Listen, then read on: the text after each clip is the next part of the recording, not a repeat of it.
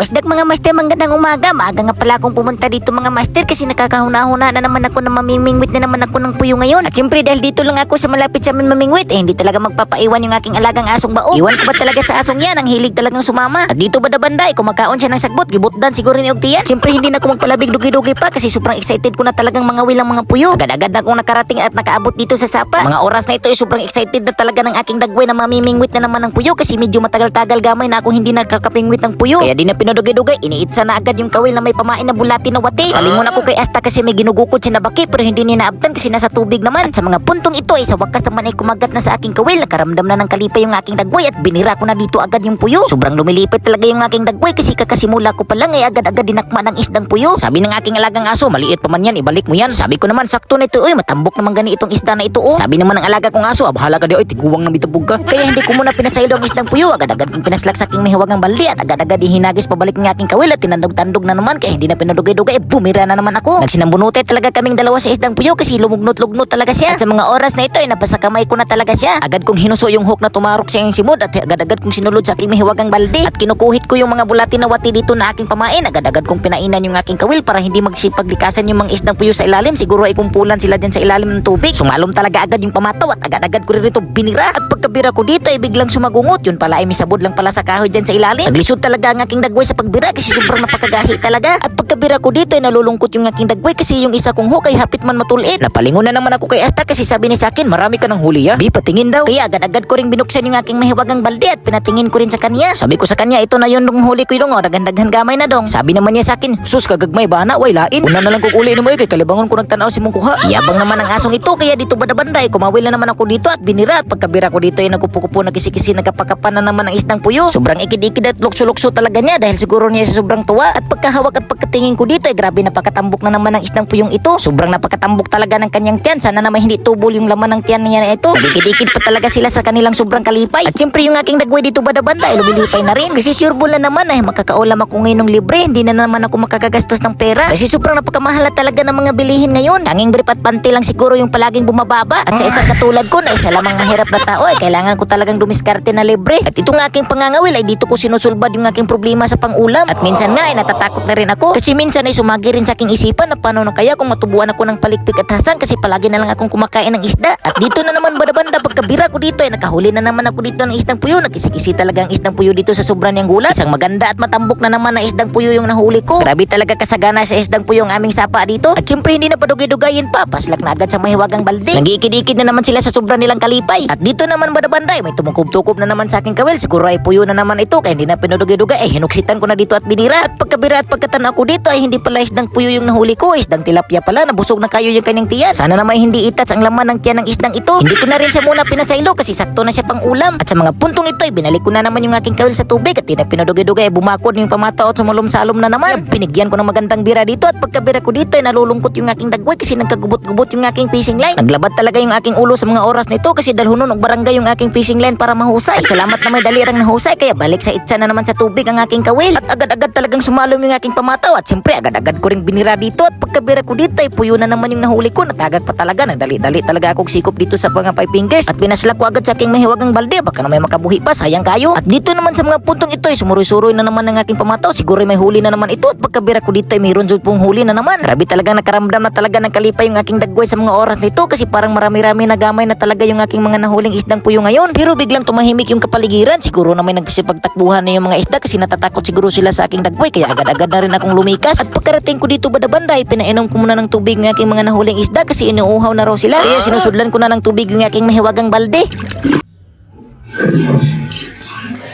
Nagtangka pa talagang umiikyas yung isdang puyo pero sa kasamang palad pagkaikyas na ay dito siya sa lanong nasalpak. Kaya sabi ko sa kanya wag ka na lang tumakas kududong kasi andyan naman yung pamilya mo sa loob. Sabi naman niya sa akin, okay. At sa mga puntong ito ay patuloy sa pagpadayan ako sa aking pagkawil-kawil baka na may madudugangan pa yung aking huli. Nagulat talaga ako kasi akala ko talaga walang isda dito kasi sobrang napakababaw pero pagkabira ko ay mayroon madi akong nahuli. Tapos pagkatanaw ko dito ay hindi pala ito isdang puyo, isa pala itong mayan siklid na isda. Sobrang napakalami at napakasarap ang lasa ng isdang ito. At dito po banda-banda ay may napansin akong isda na parang nag-aabang kaya hindi ko pinadugay-dugay. Hinagisan ko ng kawil at agad-agad din siyang tumukob. Sobrang napaka-agresibo talaga ang isdang ito. Agad-agad talaga niyang dadakmain kung anong kumakasaw sa tubig. Nakahuli na naman ako ng pangalawang mayan siklit. Medyo malaki-laking gama ito sa kanina. Sobrang lumilipay na naman yung aking dagway kasi nadagdag na naman sa aking koleksyon. Dito na naman pagkabira ko, biglang nagulat yung aking dagway kasi biglang gumahi-gahi at pagkahilos dito sumabod sa mga kahoy. Grabe talaga ng pagkadimaluso na gadyo og dagway na ako. Binigyan na naman ako ng problem solving at sa mga ilang oras na nakalipas ay natanggal ko na at balik na agad sa pangawil. At dito ay may namamatikdan ako dito na parang may hinay-hinay na humila sa aking kawil kaya binundot ko rin dito at akala ko talaga malaki yung aking huli kasi ang gahi-gahing birahin at pagkaras ako dito walang hiya, kahoy raman di ay. Gusto na siguro nitong lutuin yung aking huli kasi binigyan ako ng panggatong. Kaya sa mga puntong ito ay nakapagdesisyon na muna ako na itigil yung aking pangangawil kasi parang sakto na itong aking nahuli. Goods